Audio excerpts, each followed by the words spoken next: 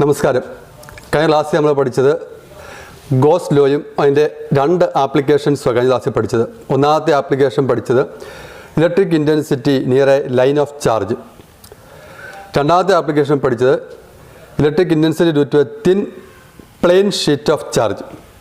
മൂന്നാമത്തെ ആപ്ലിക്കേഷനാണ് electric intensity near a thin spherical shell. ഇത് കണ്ടക്റ്റിംഗ് ആകാം, നോൺ കണ്ടക്റ്റിംഗ് ആകാം. ഷെൽ എന്ന് പറഞ്ഞാൽ അതിനകത്ത് മാറ്റർ ഇല്ല, പുറത്ത് മാത്രമേ ഉള്ളൂ. ഒരു തേങ്ങ എടുക്കുവാണെങ്കിൽ, തേങ്ങയുടെ ആ ഷെല്ല് എടുക്കുവാണെങ്കിൽ അതിനകത്ത് മാറ്റർ അതിനകത്ത് കാണാതിരിക്കുവാണെങ്കിൽ ആ ചിരട്ട മാത്രം ഒന്ന് കൺസിഡർ ചെയ്യുക. അത് കണ്ടക്റ്റിങ് ഓർ നോൺ കണ്ടക്റ്റിംഗ്. നമുക്ക് പി എന്നൊരു പോയിൻ്റ് ഇവിടെ മാർക്ക് ചെയ്തിട്ടുണ്ട്. ഈ പിയിൽ ഉള്ള ഇലക്ട്രിക് ഇൻറ്റൻസിറ്റി കണ്ടുപിടിക്കേണ്ടത്.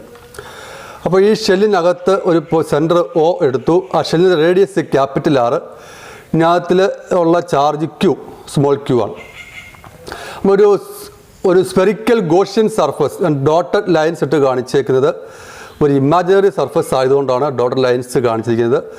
അവിടെ ചെറിയ ഏരിയ ഞാൻ DS എടുത്തിട്ടുണ്ട്. അതിൻ്റെ നോർമലും ഇലക്ട്രിക് ഇൻറ്റൻസിറ്റിയും ഒരേ ഡയറക്ഷനിലാണ്. അതായത് ഇതിൻ്റെ electric field intensity radially outwards ആണ്. അപ്പോൾ ഏത് പോയിന്റിലെടുത്താലും ആ ഏരിയയ്ക്ക് നോർമലും ഇലക്ട്രിക് ഇൻറ്റൻസിറ്റി ഡയറക്ഷനും ഒരേ ഡയറക്ഷനിലായിരിക്കും. അപ്പോൾ ഫ്ലക്സ് അവിടെ മാക്സിമം ആയിരിക്കും. അതിൻ്റെ ഒരു 3D അനിമേഷൻ നിങ്ങളെ കാണിക്കാം, അത് നിങ്ങൾ ശ്രദ്ധിക്കുക.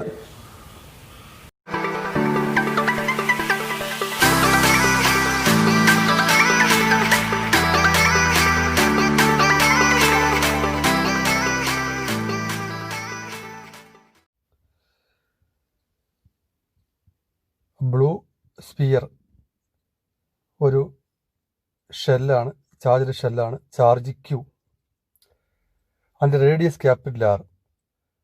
O സെൻറ്ററിൽ നിന്നും ഒരു P എന്നൊരു പോയിൻ്റ് എടുത്തു. അതിന് ചുറ്റും ഒരു ഗോഷ്യൻ സ്പെറിക്കൽ സർഫസ് ഇമാജിനറിയാണ്, റേഡിയസ് R. ആ റെഡ് കളറിൽ കാണുന്ന ചെറിയൊരു ഏരിയ ആണ് DS. ആ ബ്ലൂ ആരോ ഒരു ഇലക്ട്രിക് ഇൻറ്റൻസിറ്റിയാണ്. നമുക്കിവിടെ 3 കേസാണ് ഡിസ്കസ് ചെയ്യുന്നത്. ഒന്നാമത്തെ case, if the point P is outside the shell, that is small r is greater than capital R. Gauss law അനുസരിച്ച് phi is equal to integral E dot DS equals Q by epsilon 0 എന്ന് എഴുതാം. ഇവിടെ ഞാൻ sigma is equal to charge per unit area Q by A എന്നെടുക്കുന്നു. Charge per unit area. ഇവിടെ integral E dot DS മാറും, കാരണം radially outward ആയതുകൊണ്ട് അത് എപ്പോഴും ഒരേ ഡയറക്ഷനിലായിരിക്കും. ഈ DS is equal to Q by epsilon 0 or E into integral DS is the total surface area of the spherical sphere. 4 pi small r square എഴുതാം, കാര്യം അതിൻ്റെ റേഡിയസ് സ്മോൾ r ആണ്. ഈസ് ഈക്വൽ ടു ഇതിനകത്തുള്ള ചാർജ്, ഈ shell ഇതിനകത്ത് തന്നെയാണ്. അപ്പോൾ total charge inside the Gaussian surface is Q തന്നെയാണ്, Q by epsilon 0 or E is equal to 1 by 4 pi epsilon 0 the Q by R square എന്ന് കിട്ടും. 1 by 4 pi epsilon 0 Q by R square. ഈ equation നമ്മൾ നേരത്തെ പഠിച്ചതാണ്. Electric intensity at a point due to a point charge നമ്മൾ നേരത്തെ പഠിച്ചതാണ്. അപ്പോൾ ഇതിൽ നിന്ന് മനസ്സിലാക്കാം, a spherical shell conducting or non conducting, a charged spherical shell will act as a point charge. വളരെ ഇമ്പോർട്ടൻ്റ് ആണ്, പരീക്ഷയ്ക്ക് ചോദിക്കാറുണ്ട്. Prove that a charged conducting shell അല്ലെങ്കിൽ non conducting shell will act as a point charge ചോദിക്കുവാണെങ്കിൽ derivation ഇത് തന്നെയാണ്. കാര്യം ഒരു ചാർജ്ഡ് തിൻ സ്പെറിക്കൽ ഷെല്ലിൻ്റെ electric intensity near that spherical shell is equal to 1 by 4 pi epsilon 0 Q by R square ആണ്. ഇത് തന്നെയാണ് ഒരു പോയിന്റ് ചാർജ് മൂലം വേറൊരു പോയിന്റിലുണ്ടാകുന്ന ഇലക്ട്രിക് ഇൻറ്റൻസിറ്റിയുടെ എക്സ്പ്രഷനും ഇത് തന്നെയാണ്. Is equal to 1/4πε0 Q by R square. ഇതാണ് ഒന്നാമത്തെ case.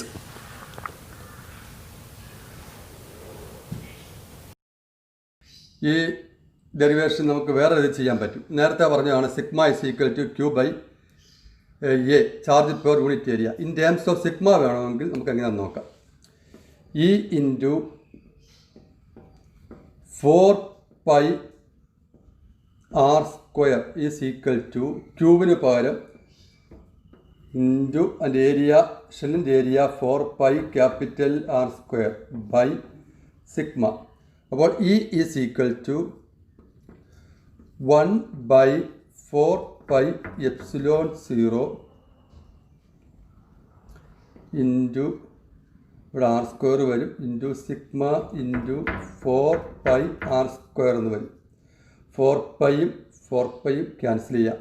Or E is equal to sigma capital R square by ε0 small R square. ഇങ്ങനെയും ഇൻ ടേംസ് ഓഫ് സിഗ്മയിൽ ഇങ്ങനെ നമുക്ക് ചെയ്യാൻ പറ്റും. E equal to sigma capital R square by ε0 small R square. ഇതാണ് ഒന്നാമത്തെ കേസ്. ഇതിൻ്റെ കൂടെ തന്നെ ഒരു പരീക്ഷയ്ക്ക് ചോദിക്കുന്ന ഒരു ക്വസ്റ്റ്യനാണ് reduction of Coulomb's law from Gauss law. Reduction of Coulomb's law from Gauss law.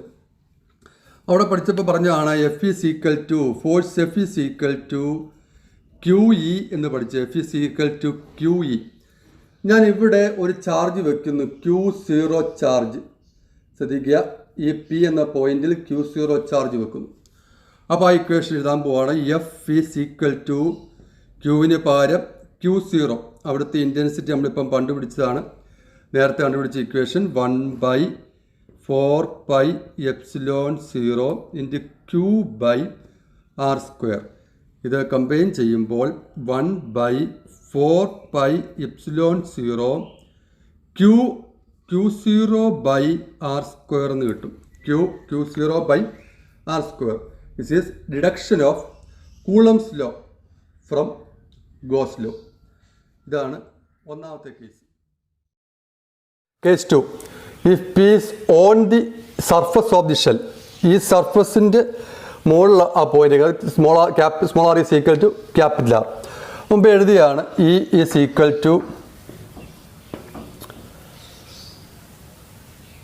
1/4πε0 into Q by R square.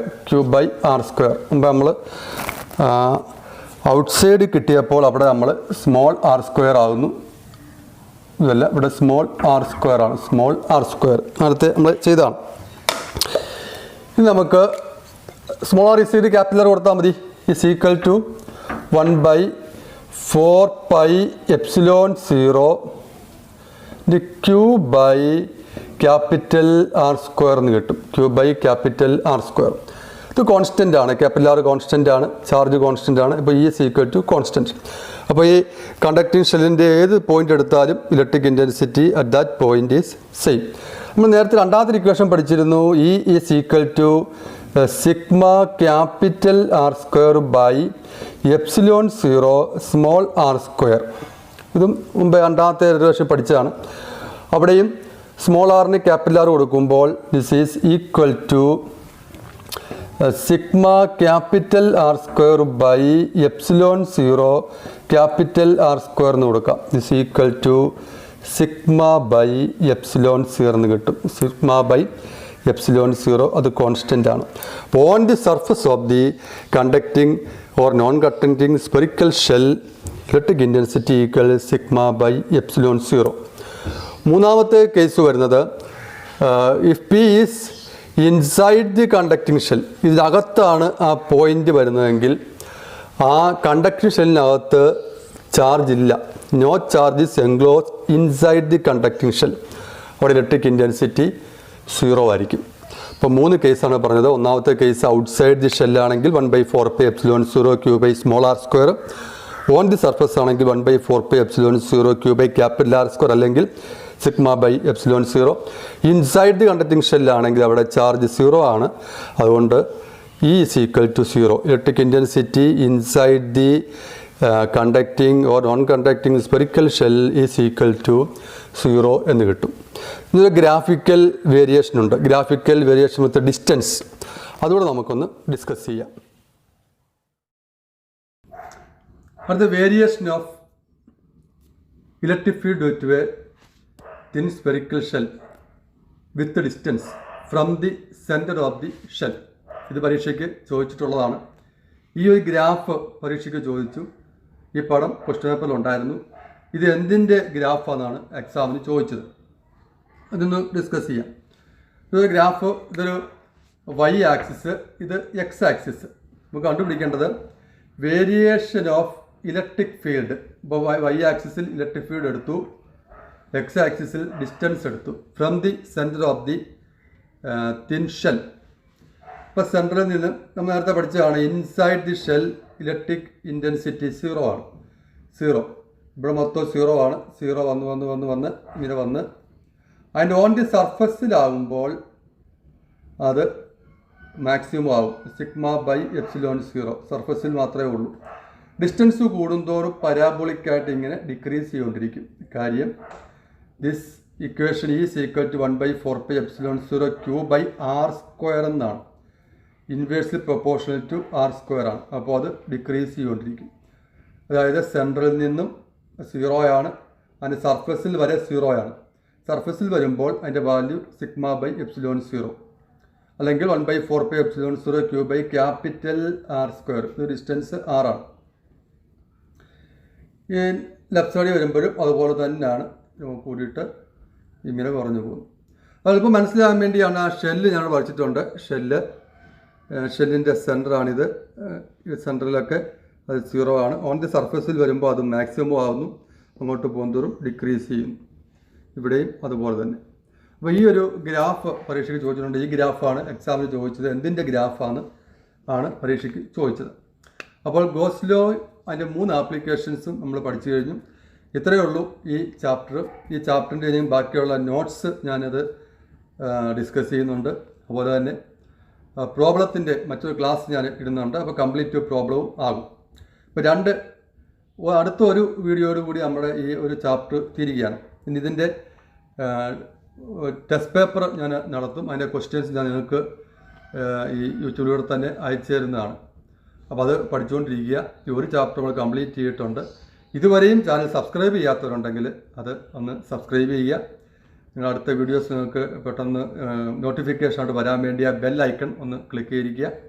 ഇഷ്ടപ്പെട്ടെങ്കിൽ അത് ലൈക്ക് ചെയ്യുക. മറ്റ് കുട്ടികൾക്ക് അതൊന്ന് ഷെയർ ചെയ്ത് കൊടുക്കുക. അപ്പോൾ നമ്മുടെ ഈ +2 ഫിസിക്സിൻ്റെ 1ാമത്തെ ചാപ്റ്ററിൻ്റെ പോർഷൻസ് തീർന്നിരിക്കുകയാണ്. ഇനി അതിൻ്റെ പ്രോബ്ലം ഡിസ്കഷൻസാണ്. ഇതുവരെ സഹകരിച്ച എല്ലാ വിദ്യാർത്ഥികൾക്കും അധ്യാപകർക്കും എൻ്റെ ഹൃദയം നിറഞ്ഞ നന്ദി. ഗോസ് തിയറത്തിൻ്റെ ആപ്ലിക്കേഷൻസിൻ്റെ നോട്ട് ശ്രദ്ധിക്കുക.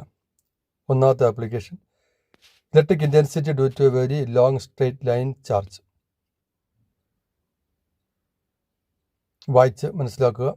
സ്റ്റെപ്പ് ബൈ സ്റ്റെപ്പ് മാത്രം ഞാൻ വായിക്കാം. Total electric flux through the Gaussian surface integral E dot ds equals E into 2πRL. The charge enclosed by the Gaussian surface is lambda into L. Therefore, E into 2πRL equals 1/ε0 into lambda L. L cancel out. E is equal to 1/2πε0 into lambda by R എന്ന് കിട്ടും.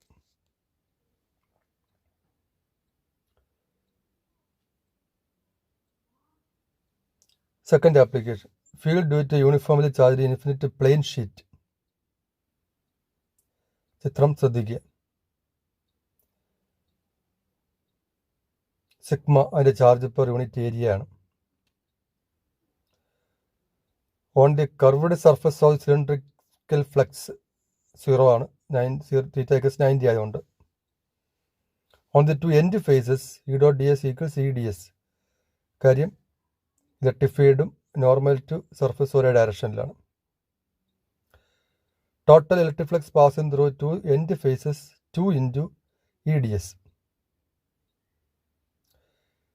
Net charge enclosed by the area is equal to Q equals sigma ds. അതായത് ആ cylindrical Gaussian സർഫസിനകത്തുള്ള ചാർജാണ് sigma D S എന്ന് പറയുന്നത്. End ഫേസിലെ D എസും ആ ഷീറ്റിനകത്തെ ഡി എസും ആയിരിക്കും അകത്തുള്ളത്. By Gauss law 2 EDS equals 1 by epsilon 0 sigma ds. E is equal to sigma by 2 epsilon 0. Thick sheet ആണെങ്കിൽ E is equal to sigma by epsilon 0 എന്ന് വരും. നോട്ട് ശ്രദ്ധിക്കുക. The magnitude of the field does not depend on the distance from the plate. This is because as move farther from the plane sheet of charge, more and more charge comes into our field of view and compensates the decrease in field due to increase in distance. The lines of force due to one infinite plane sheet of charge remain everywhere straight, parallel and uniformly spaced. The application questions ചോദിക്കുന്നതാണ്. ഒരു thin ഷീറ്റിന് അടുത്തായാലും ദൂരെയായാലും ഒരേ electric ഇൻറ്റൻസിറ്റിയാണ് sigma by 2 epsilon 0. Constant ആണ്. അതിന് കാരണം ചോദിക്കുവാണെങ്കിൽ അതാണ് നോട്ടായിട്ട് ഞാൻ എഴുതിയിരിക്കുന്നത്.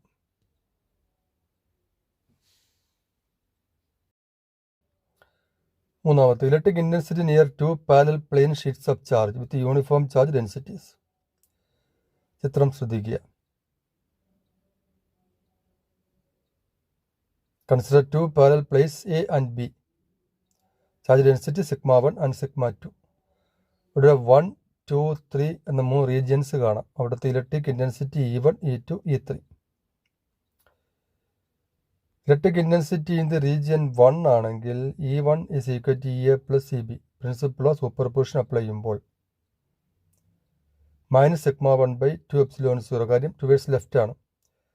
വീണ്ടും മൈനസ് സിഗ്മ 2 by 2 എപ്സിലോൺ 0 അതും ലെഫ്റ്റ് തന്നെയാണ്. Minus 1 by 2 epsilon 0 sigma 1 plus sigma 2. Region 2 ആണെങ്കിൽ 1 by 2 epsilon 0 sigma 1 minus sigma 2 എന്ന് കിട്ടും. റീജിയൻ 3 ആണെങ്കിൽ 1 by 2 epsilon 0 sigma 1 plus sigma 2. അടുത്ത ക്വസ്റ്റ്യൻ ആപ്ലിക്കേഷൻ ലെവൽ ക്വസ്റ്റ്യൻ ചോദിച്ചിട്ടുള്ളതാണ്. If sigma 1 equals sigma 2 equals sigma, that is with equal and opposite uniform densities of charge, then E is 0 in the regions 1 and 3. Electric intensity in the region 2 is given by E is equal to sigma by epsilon 0. Thus, E is independent of the distance between the sheets. This is a method of producing uniform electric field in a small region.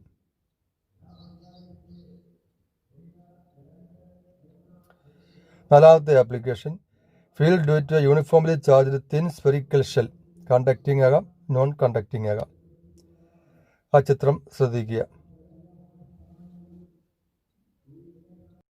3 cases ഉണ്ട്. Case 1, when P is outside the shell r small r greater than capital R, or reduction of Coulomb's law from Gauss law. അങ്ങനെ ചോദിക്കുവാണെങ്കിലും ഇത് എഴുതിയാൽ മതി.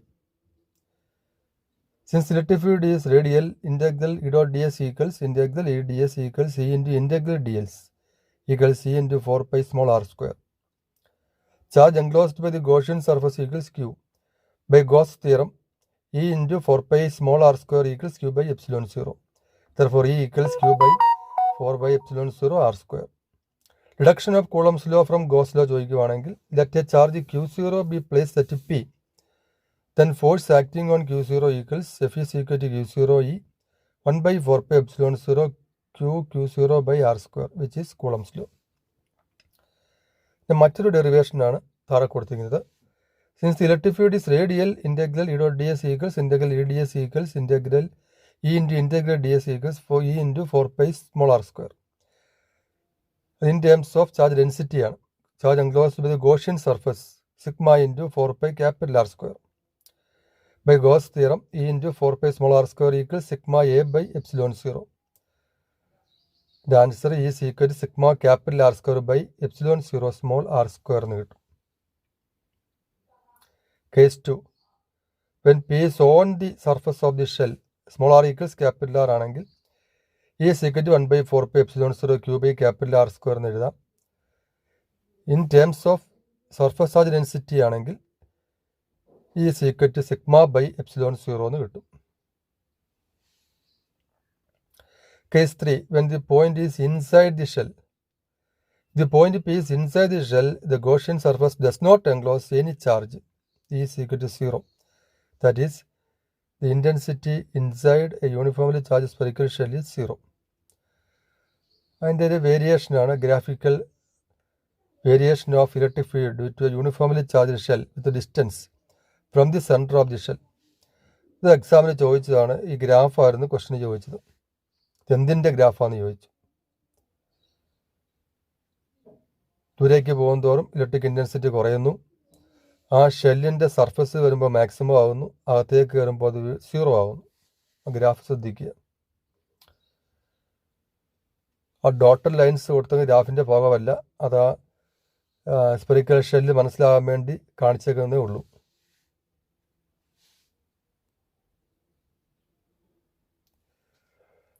Not ശ്രദ്ധിക്കുക. In the case of infinite line charge E proportional to 1 by R. In the case of infinite plane sheet, E does not depend upon R. In the case of hollow or solid conducting sphere, E at external point is proportional to 1 by R square. അത് application level ക്വസ്റ്റിന് ചോദിക്കാവുന്നതാണ്. Okay, thank U.